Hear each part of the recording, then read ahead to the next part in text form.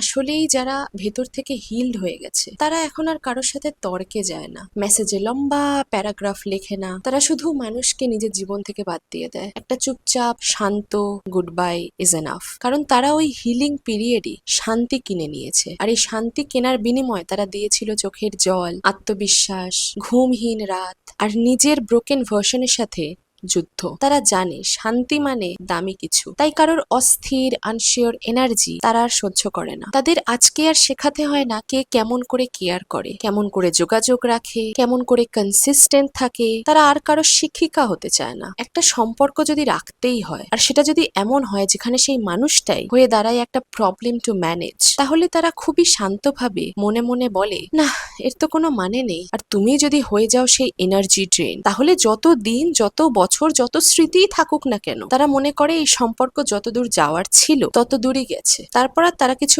বলে না, কোনো ঝামেলা করে না, কোনো ব্লেমও না, তারা শুধু চলে যায়। Because their silence is not cold, it's secret. ওটা নিজের প্রতি সম্মান, ওটা একটা নতুন শুরু।